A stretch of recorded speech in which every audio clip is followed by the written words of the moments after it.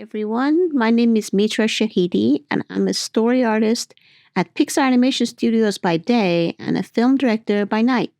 Today, I'm excited to share the story of how we made the animated short film Starling. It's a simple yet heartwarming story of a mischievous star spirit who travels home to Istanbul to celebrate her birthday with her family.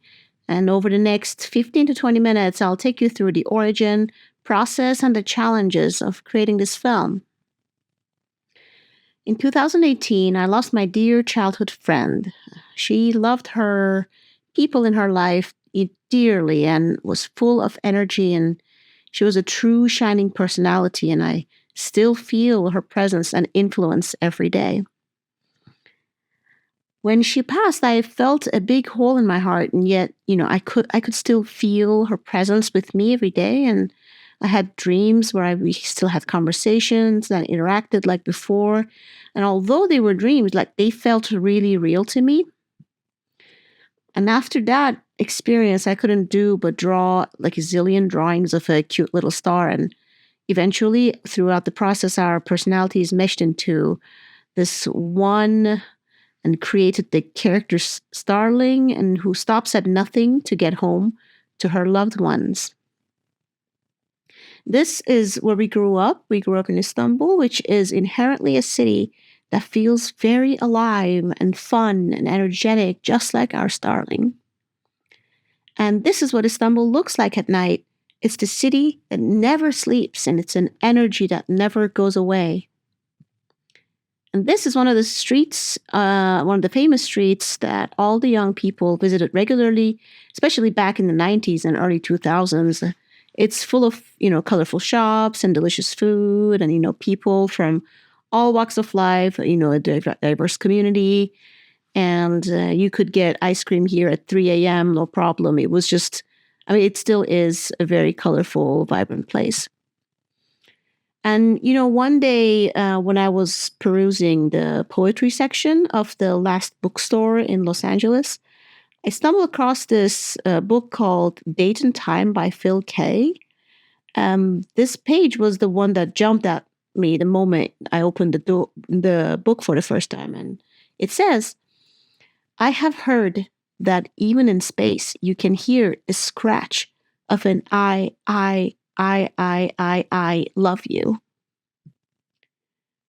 The words, space and scratch and hear, it all felt so evocative. And by this time, I was already deeply meditating on grief and impermanence and love. And I was working on processing all these feelings through drawing the Starling character, working on a story around her, as if she came back to Earth one more night. Also, there was this sweet children's book that my mom illustrated when I was in preschool, and she let me draw these big tears on this beautiful star that accidentally falls on Earth, and she's, lost, and it made a deep impression on me. So I kept on drawing Starling and every day, all the time, while I was working as a story artist on Luca and trying to learn the ropes on how to be a Pixar story artist. I thought about Starling a lot, day and night, and even went on these like silent retreats to try to find the story and what I needed to explore and how I want to communicate whatever it is that I'm digging at. And what would the star do when she came to Earth for one more night? And here's a sketchbook page where I finally find the purpose of her visit while sketching at a Berkeley coffee shop one night. So here you can see like different designs of like really early designs of Starling. Here is the page where I'm like, oh, she's invisible, and I know what it is. She comes back to blow her candle. And then quickly after that, once I developed the character design a bit more, the poster for the film appeared in my mind almost immediately after I realized she needs to be here to celebrate her birthday. And, here, as you can see, we stayed pretty close to the original vision in the final artwork by the incredible production designer, Celine Yu, and we'll talk more about her later. At one point, it was me sitting at the cake waiting for her instead of her parents. I thought that would make the story a bit more personal, more directly related to my experience, but it just didn't feel true to what this little star would do. And even in one variation of the story, she was trying to bring a binocular to her loved ones. These are sketches I found in my sketchbook from the early versions. And I ultimately decided that it is her actual parents that she visits. And here are the original thumbnail drawings of them noticing her in the sky for the first time. And one thing that was an incredible advantage was to be doing all of this while surrounded by very enthusiastic and talented Lucas story team at Pixar. Here are the paintings of Matthias De Clercq, one of my fellow story artists, who took notice of what I was working on in the lunch breaks and evenings. He took it upon himself to create these gorgeous watercolor illustrations, which helped inspire me further and allowed me to, see the possibility of a finished film in my head. And finally, it was decided this was going to be a hand animated short film. Here you can see some of Matthias's beautiful paintings a little more up close. Um, Here you can see like this is almost one to one a shot that we have in the movie. Here's some more inspiration of color and design. So ultimately, how do we make this film? So now that we decided that this had to be a film, and knowing how hard it is to make any film, and let alone a frame by frame hand animated one, where does one start? We don't have allocated time or a budget, but we do need a team. And luckily, we're at Pixar. There is a program here called Co-op, and it allows people to use the facilities and computers and software and collaborate with one another, and we can still own the rights to the film once we're done. On the Luca team, I had the great pleasure of meeting one of the most inspiring, talented, and incredible humans alive, Jessica Heidt. And at the time, she was the script supervisor of Luca. Her and I would get together for tea quite often. And one of the times we were discussing side projects, she offered to produce Starling, and I couldn't believe my luck. And over the course of the next 3 years, we continuously brainstormed and worked together to refine the story. Here, I was just, if you're wondering what Jessica and I did for those 3 years, to give you an idea, I will share with you the beginning of the film in storyboard form. Here we go.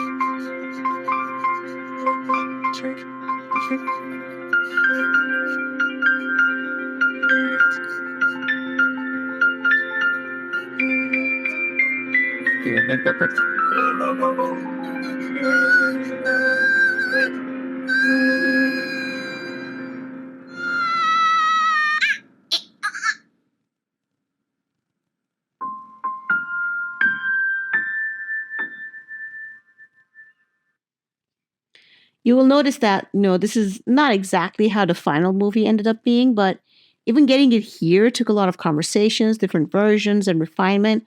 And this is just Act 1. And, Act 2 was a whole other thing we had to solve. And although Act 3 in the apartment was pretty defined from the get go, so at least we had that going for us. Of course, we weren't alone. Ayşe Dedeoğlu Arkalı, who was working on Pixar Soul at the time, stepped into the editor role, and worked tirelessly with us to find the story. And the role of the animation editor differs from the live action editor because the cutting happens at the beginning of the project, and the editor is typically, involved from a rough story pitch to an outline to the end of the project. So editors start from an empty slate and build the story from an untimed storyboards and dialogue recorded independently without looking at the picture, and sound effects from a sound library and temp music. And then, meanwhile, Celine Yu, whom I was already a fan of, jumped on as our production designer, and she got to work right away on a color script, character designs, and look development. Here are some of her explorations of Starling and her parents, and as you can see, the moment she started putting pen to paper, our world became really clear. And here are some more examples of her work and look development. Here's the gorgeous color script. So everything was going so well and everyone was working on it before and after work during lunch hours and weekends until we all had a shared human experience, which is COVID. And we moved our entire production on Zoom, just like the rest of the planet. We continued our efforts further to refine the film. We showed it to people that we trust and got their notes and point of views. And, back to drawing and editing. And this went on until January 2021, when we locked the reels. And Holger Leiha joined our team as our animation supervisor. He has a wealth of experience in the field. And not only he reached out to and brought animations from his animators from his network, he also held everyone's hand in making sure our style and animation quality is consistent throughout. So with our producer Jessica's and Holger's help, we ended up having around 30 animators of the projects, all bringing their best work with enthusiasm. Here's a solid turnaround by Holger in preparation for the animation. And here's a sculpt of Dad by Diana Shane. Here's a rough animation by Clément Girard under the leadership of Holger. And this is an example of one animator taking one character and taking all the way to clean up and color themselves.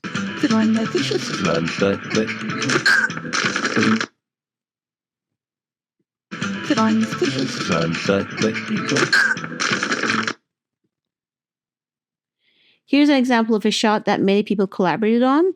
So Kerem Yuruk started this shot, then Rohit Kelkar took over, and then Quincy Belts and Hajong jumped in to help with the cleanup and in-between process.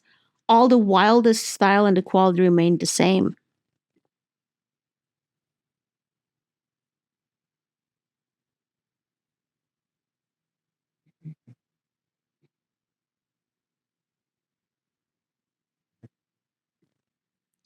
Andrew Jimenez joined us as our DP, which means lots of things in animation. I will break down some of the key things he led during the production. I can't do a deep dive here, but I'm happy to answer any questions afterwards. Andy Jimenez also is our composer of the film, so he wears many, many hats. First of all, he created what we call the workbooks based on the storyboards for our artists from all over the world to follow while they worked on paintings that had to go well together when they cut. Here's a painting that our amazingly talented artist Pierre Breton made using the workbook of Andy as a guide. So all the buildings here have sides of them painted so that Andy can use them later on in different parts of the film. He called this technique Legos. And here's another painting done by Mustafa Gundam. And you will see that some of these background buildings and some of these little assets and such, like the little potted plants and stuff, these are reused throughout our film as this Lego technique. So you will see here in a Başak Buse Özer's painting, some of these Lego pieces are basically flat pieces of buildings with their sides also painted on a different layer. And we see these reused, and the way we were able to, this is the way we were able to keep our paintings limited. Here's another example of leveraging some of those Legos to create this background. This is painted and adjusted by Alice Wong. This is a Yao Chen painting, and you'll see this is not what this background looks like up here on the sky area. The sky area is actually populated with all these Lego pieces, so you could see the buildings in the background, but nobody had to paint them again and again. Same with this one. It's another Yao painting. So look closely here at the background and also the reflection. So let me just press play here.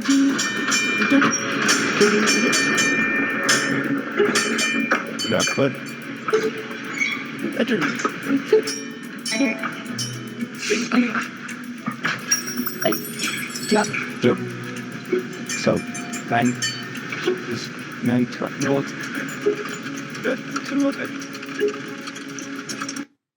if you notice, all these background buildings and even the reflections of the window were all made using Legos. And also, for those of you who are in the animation industry, maybe you noticed that this is an actual 3D element, this tram, which brings us to our amazing visual effects supervisor. So Christopher Landis hopped on and collaborated with us, and Holger, Andy, and Chris started working really closely to develop new techniques and incorporating 3D into our 2D pipeline. So maybe you did notice, maybe you did not, but these are blending well, really, really well together. This so many things here. The little bagels called simit are actually done in 3D, so they could jitter without burning pencil mileage. And here's another asset here: the bicycle and the umbrellas over here, the whole tram, obviously, and even the wind chimes at the very end were all 3D. So it was, great seamless combination. From the moment we hit the go button on our production in January 2021, the entire production took approximately a year and a half, so Starling was officially a finished film by April 2022. And this was a very fast schedule thanks to everyone's commitment and hard work and dedication. I mean, despite holding jobs at Pixar. So what you're looking at is only a fraction of Jessica's Google Sheets, where she kept track of and led everything. Here are some photos. Many photos of our Zoom calls, just a fraction of them again. We had so many Zoom calls over the course of production. And, when we were lucky, we would also do some in-person reviews when fate allowed. And this is us after debuting our screening at Pixar. And here are some of our team members who flew in for the occasion. So I'm so grateful for this team, and I'm also very grateful for your time. Thanks for watching. So I'm very excited to have Mitra with us in person, sort of virtually in person, to talk a little bit more about the making of her film Starling, which you just saw that great presentation on. And Mitra, you answered a lot of questions about the production, but before we talk a little bit more about and dig a little deeper into the weeds, I wanted to ask you first about, the filmmaking process, because you made a student film. So, I mean, this isn't your first film, but Yeah. you work in the industry, but did you always intend to make another film, or was this just kind of out of necessity? Well, it's kind of a little bit of both, right? I always wanted to make a side project, but I didn't know I was going to make this side project. So it's something like I feel like if I'm in a room full of people who are creatives and have access to a computer, for me, like the path of least resistance is like, let's make a film, and in the end, like after like few years, a film will come out. So I just feel like that's the thing that I love doing the most. And even in school, like doing that student film wasn't really in our program. It was just us and a bunch of friends were like, "Hey, do you want to make a film? Yes, let's do it." So this is how Starling came about as well. Although I just wish it was some in under different circumstances. For sure. And you talked a little bit about, how the loss of your friend in 2018 was really the catalyst for this story starting to come together. But how long did it take? How long did you kind of like sit with this idea? Because it sounds like you started working on it almost right away. This idea started to kind of play with you, and you started to kind of notice things that went into the production. But how long did you sit with it before you actually sat down and decided, okay, I need to make this? Well, it wasn't a film at first. It was just me doodling, and it was just me trying to process everything. And it was, let's see, it was almost a full year before we realized, oh, I have to make this into a film. And that's weirdly okay. I I'm just remembering this now. At first, I started making a film about my grandfather because he had passed a few years before.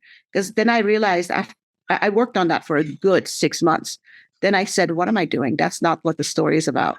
I'm trying to like hide how I'm feeling under another kind of story. So then I was like, "Okay, let's face this head on and like let's do the star film." It sounds like it was a little bit of self-therapy. Maybe, yeah. You mentioned the co-op program at Pixar, and I was hoping you could talk a little bit more about that program because it sounds really interesting. So, you have this project that you want to make. How does the process work for, maybe getting into that program, or how does the program work in general? Well, anybody can do a co-op film, which is the beauty of it. And no matter what your position is, no matter when you start Pixar, from day one, you can enter and you can say, "I have an idea," and you basically fill out a couple of legal forms that says, "This is the idea, this is the premise, this is kind of what the medium will be, and I own it." And you send it to legal, and legal signs it. All right, cool, it's yours, and you basically register it as a co-op film, or and eventually you just start making it. And there are a lot of co-op films that you might start and not finished, and that's fine. Just because this is like a learning experience for everybody involved in the studio, because not everybody gets to make a fully funded film. And that's basically it. You can just work at Pixar, have an idea, sign the forms, and you got a film. That's amazing. And Yeah. be able to do that and, not have to worry about the tools, because sometimes, the very cost of the materials, like the computers and everything else, can be really expensive. Oh my gosh, I know. I have like a second computer that is not the work computer. And I was just like, oh yeah, let me Photoshop something real quick. It's like, oh, I don't have Photoshop. Where's my credit card? It's everything that you want to do is it's just like money being spent. And if you're not a studio, you don't have the money. So it was very, very helpful to have we had TV Pay, we had uh, Blender's free, but we had all sorts of different softwares that like After Effects, Avid, anything that is like fortune, and all the computers, the editing suites, the screening rooms, the mixing rooms. It was so good. It was so great. That's amazing. You very casually said, I had tea with Jessica, and she's like, "I'll produce your film." But it sounds like there's way more to the story than you had tea with Jessica and she agreed to produce your film. How many teas did you and Jessica have before she agreed to produce your film? Quite a bit. Well, Jessica, she's just such a wonderful person, full of like generosity and grit and just warmth. And she is so good at everything she touches. And at the time, she was a script supervisor, and now she's a manager. And while we were just having conversation, just being friends, right? And I was just mentioning to her how I want to make this film, and she basically said, I would love to produce the thing that you were working on. And at that moment, my brain just went, oh my gosh, is this a marriage? Like, is this a proposal? So eventually, I said, Jess, you can back out. It's, I don't, this might become a years long project. She's like, no, I'm happy to do it. And then she became a very good collaborator, because it wasn't just like, I wasn't done with the story and then Jess came aboard. I was still hashing the story out, and then Jess joined, and I was constantly showing her my basically everything that I was working on. I was showing her the storyboards, the reels. I was getting her ideas, and she was giving me ideas. It was like a very collaborative thing until we finally locked the reels a few years later. It was so long. Yeah. Well, but that sounds like the collaborative aspect sounds like it was pretty key to Starling because I mean, Yeah. it seems like a lot of folks came on board after seeing you doodle and do sketches and talk about the project at work or on your like during lunch and after work. Can you talk a little bit about that? And it starts with such a personal story, and you're so personal that you didn't even really see the real story for a while, and all of a sudden you're sharing this intimate thing with all of I these know. people.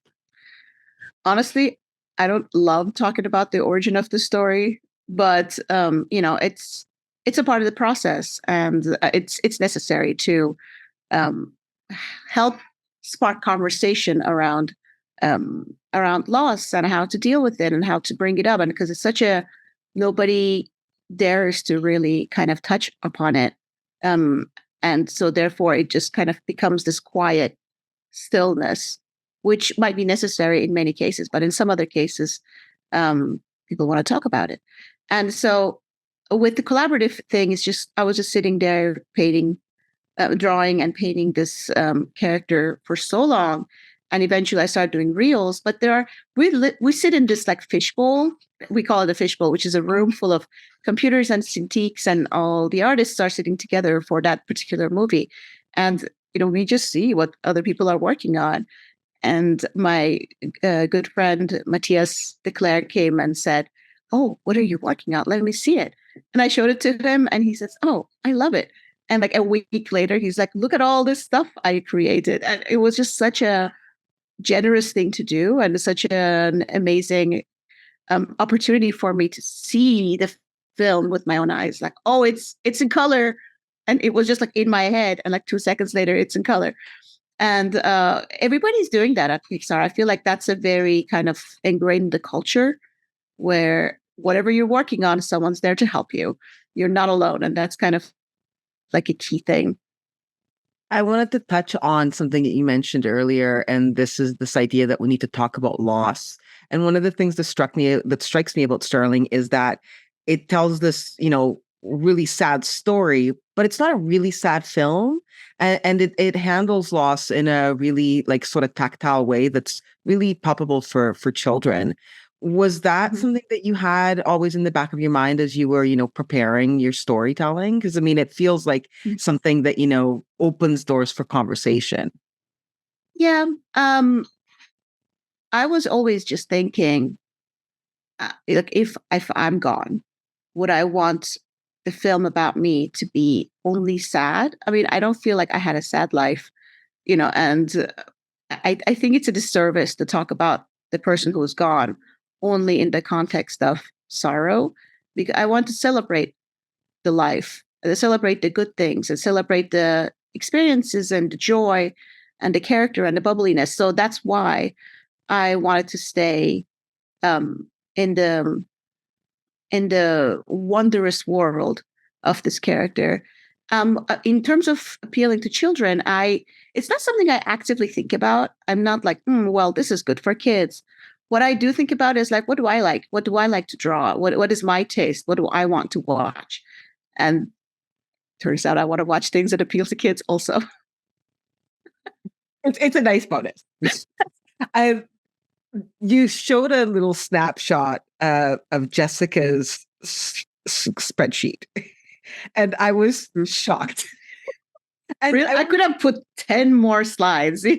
well, I was hoping you could elaborate a little bit more about that because I think that there's this maybe mentality with some filmmakers like you need to have all the tools in order to make things happen, and a lot of the times you have those tools and don't even realize it. I mean, I'd never seen a film of 8 minutes long being managed on an Excel sheet, but clearly it's possible. Can you talk a little bit about, did you guys explore any other tools for sort of like managing your shots, and how did that all sort of like come together? What sort of tools were you using for, um, keeping everybody on track, especially when you have a team that's not always together and you're all working in different time zones and different places? Can you elaborate a little bit more on that? We used Box as well. So Box was where we kept everything. And through Pixar, we had like a free Box account with like unlimited space. And Box was the only kind of tool that didn't care if you have a Pixar email or not, as long as you were invited to it. For example, on Google Drive, in the Google spreadsheets, if you have to stay within the Pixar kind of universe. And that's why we use Google Sheets for that, because I mean, not the whole planet doesn't need to know everything in terms of like the dates and whatever. But the whole planet needs to be able to put their artwork on the box folder so we could all have access to it. And that was a very useful tool that we had at our disposal, which was, again, thank you, Pixar. And other than that, we used some internal software to be able to plug the story and the short basically into the 2D pipeline at Pixar. And Christopher Lantis was helming that, basically keeping everything flowing from one, like basically from box to Pixar server and to editing and to After Effects to post and everything. So basically there was like a little sort of, I'm not sure if I'm able to say this software name, because it is internal and this is recorded. I just don't know. Yeah, no, but but maybe I should be. Maybe Chris will be like, tell them what it is. Anyway. But so like that's another software that we used, which was necessary for our pipeline. But in terms of things that we used to collaborate, it was Google Sheets and Box. And Jess was just such a pro at being on top of everything and making sure every data is entered in the Google Sheets. And even if I made like a tiny Google Sheet on the side to just keep track of my own brain, she'd be like, yep, we can plug this in right here. And it's just, we had this one master sheet. I mean, I can show you later if you want. Okay. And Jess is super excited about all these, but that's how we kept track. I mean, how are we supposed to keep track of 94 shots coming from 94 different locations? And yeah, so it was such a feat. That's amazing. But it's great to know that there are tools that people can use that are, either free or you may already have that you may not be considering as a solution for your filmmaking. That's awesome. You also mentioned team. You had a team, and they weren't all local. Can you talk a little bit more about that? And I mean, because you were working with some folks that you work with on a day-to-day basis, but you clearly had to bring in other people. So one, how did you recruit other artists? And two, how big was your team and how far were they spread out? Yeah. So a lot of the team, it was just me reaching out to people on Instagram and asking a message. Basically, I looked for artists that I admire that I would love to collaborate with, and I just sent them a message. And 9 times out of 10, they were like, oh my gosh, yes, of course, I'd like to do a painting. And my pitch was never like, do you want to join us for the whole ride? It was always like, do you want to do one piece of artwork or one shot? It doesn't have to be like a huge commitment, although even a week is a very big commitment. People are busy. I just, but people stayed on. People stayed on for a whole year. And it was mind-blowing to me that people were putting in so much effort and so much love into this project. And a lot of the other people, like most of the animators, came from our animation supervisor, Holger Leitner. And he has a lot of experience in the field. And he also went into LinkedIn and just messaged the people that he wants to work with and he thinks is a good fit. And so this is just how the team got together. And a few people came and joined us through Pixar. I mean, we did send some mass emails to like the animation department and to the art department. It's like, hey, we're doing this co-op. And that's a very common thing. Like people from co-op do ask for help. And a few people joined us that way. And I think actually we found our supervising animator that way. We just sent an email and Holger was interested. And eventually he became our supervising animator. So that was, again, lucky. That's awesome. So how big was your team in total? Over 70 people. Oh, wow. 14 different countries, which is insane. It's insane. Okay. So can you talk about scheduling meetings when you have people across multiple time zones and you're all working and doing other things?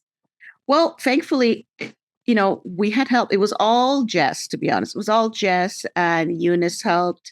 Eunice Omega is our awesome social media manager, but who also was involved in the production process. And we just kind of tag team in that way, but it was like a lot of Jess doing all the meeting prep and all the meeting agendas and scheduling, trying to make sure everything works, like the time zone works for everyone. At some point, we had these like Hello Starling meetings that was just like all of us getting together for months, a month or so, and to just see the way of the land, like where we were at, show some progress, and get people motivated and excited more about, oh, we are doing this. But we used to hold those meetings during lunchtime, because also we are working, we have full-time jobs, so we couldn't really do it at like 11 a.m. one day because people were working. So it was either like early morning, midday, or after work. So midday at 12 we were holding them, and all of a sudden we would see like some people join in and just checking in with everybody. And we're like, oh, what time is it over there? So it was like 2 a.m. I was just like, oh my gosh, we will stop this right away. And we also said, this is optional. You don't have to join. But people were excited about it, which is, again, very lucky on our part. But we then changed it to like 8 a.m. over here because we were very on the West. So eventually some people would be like 4 p.m., 5 p.m., even 10, 11. But we're just like, okay, 10 p.m. is more reasonable than a 4 a.m. meeting. So that's how we just had to adjust as needs arose. That's amazing. Well, I mean, I think the fact that people were getting up or staying up, getting up really early or staying up really late, speaks to their passion for the film as well, right? Yeah. And you can't fake that excitement. People are either in it or they're not, especially when, they're basically working on this passion project. Yeah. It was, again, we had such a wonderful team.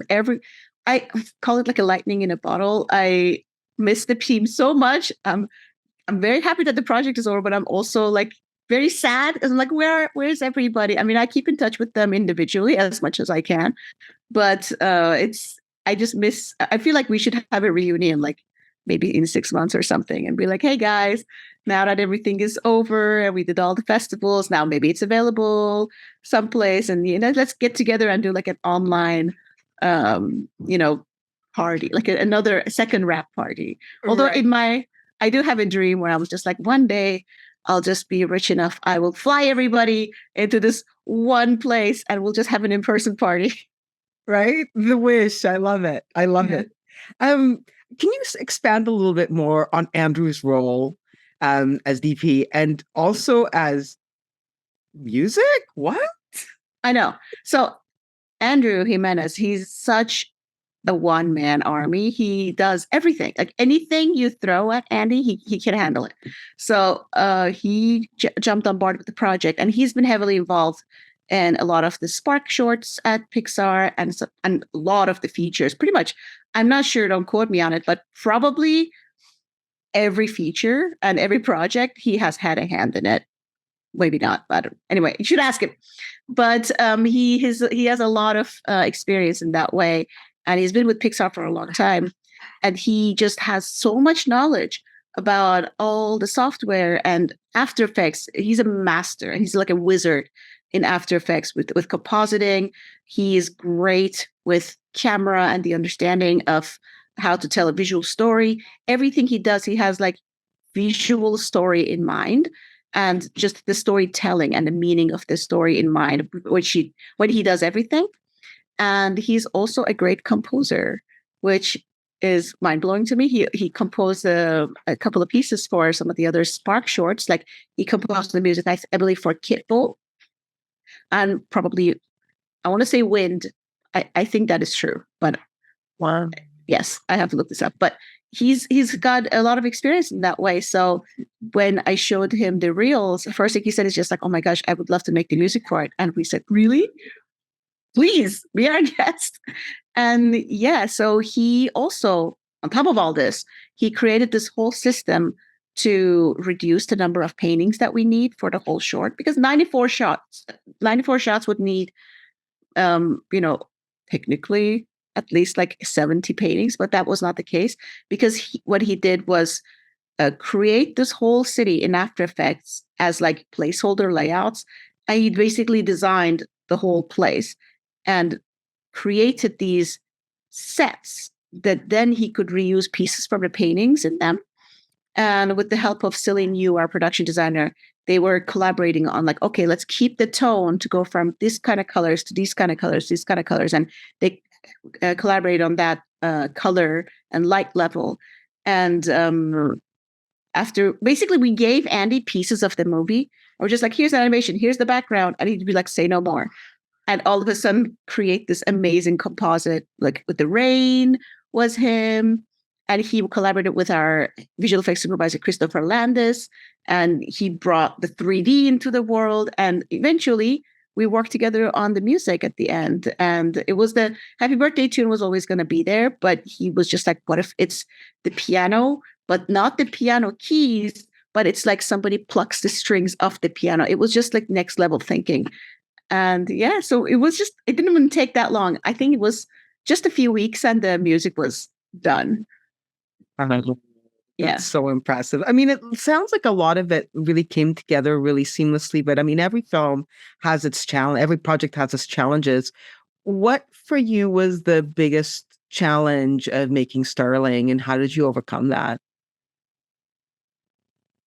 Yeah, the biggest challenge was the story, to be honest. It was a very difficult thing to talk about. And another challenge was just like we didn't have a budget. So we just kind of, and we didn't have dedicated time, and we were all doing it. So we had to just sacrifice a lot of time with family, time with friends, time we could go out, time, whatever, just time that you already work full time.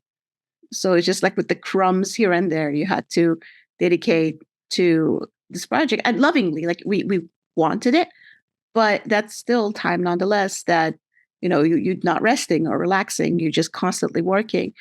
But, I feel like I'm not even the one that worked the most. Like I would go to bed at night, for example, at 10 p.m. and I would see like a file that was dropped off in the box folder from overseas. And I would see the file. I'm like, oh, this is a great animation. I have a note. Tomorrow morning, I'll get up and write the note. But this is lovely. Ah, I'm so happy. I would go to bed. And the next morning, I would wake up, go to my computer, and our supervising animator already looked at the shot, already wrote the note, the same note I had in my mind. And I was like, thank you, Holger. Oh my gosh, you just did it. And he would get up at 7 a.m. and work until 9. I mean, this is not something everybody is willing to do. This is just some serious passion and dedication that the team brought to the table. So I don't know if this can be repeated, to be honest. I don't know if I'm ever going to be able to catch this lightning again in the bottle. So was there ever a point, because it took like 3 years to produce the film? From start to finish, I would say about 4. But it was just me dilly-dallying in the story for like 3 years. And then, but I mean, that counts. That's totally valid. Because I mean, at the end of the day, you're leading the charge. So, you're working on this project for, 1, 2, 3, 4 years. At any point where you're like, I don't know if I can finish this. Was it hard to stay motivated at any point? No, because we had Jess. I feel like with Jess, it was, she gave me such a sense of confidence that this film will be done. And from the moment we said, okay, reels locked, she was like, all right, 1.5 years later, we had a film. So that was, again, luck and just an awesome team. Well, there's a feeling that, when you have a project, you can keep just tinkering with it. That thing isn't quite perfect. Well, was there a lot of tinkering, or when did you say, okay, that's enough, it's done, it's as perfect as it's going to be, we need to move on from this? There was a lot of tinkering, but not in the way where I was kind of like done, where I'm like, oh, I don't want to work on this anymore. It was just like what we really want to make, how good can it get, and how can we stay authentic to how we want the story to feel like more than what we want to say. So that was just a lot of going back and forth. And, I showed the film to a bunch of people at Pixar, a lot of my friends, and got their notes. And, through those notes, we went back to the drawing board and okay, this part wasn't clear for people. Maybe this part can be better. But that's just the process at Pixar. Like that's what we do.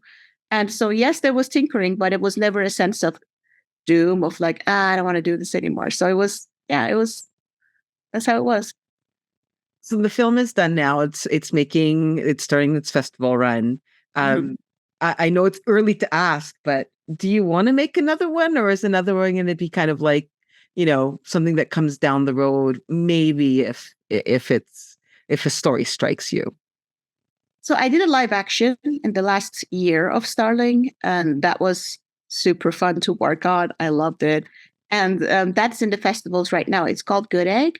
And then I started a third one, which after 2 months, I was like, I can't do this. So I put that on pause.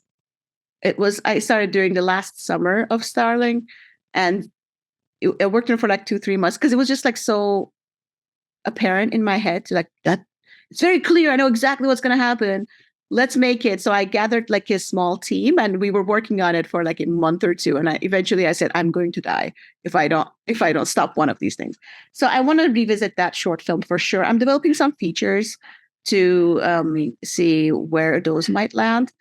But yeah, I think that short needs to be done, and the features will be developed. So yeah, that's where I'm at right now. Oh, well, that's really exciting. Congratulations to you and the entire Starling team. The film Thank you so much. is really wonderful. Best of luck. And folks, if you haven't watched it yet, it is streaming as Spark Animation Online, so you get a chance to see it as well if you haven't seen it before you watch this lovely conversation. And Mitra, thank you so much for your time. It's been really, really wonderful. Best of luck with the future. I can't wait to see what you have for us next. Thank you, Marina. Thank you for having me on the chat.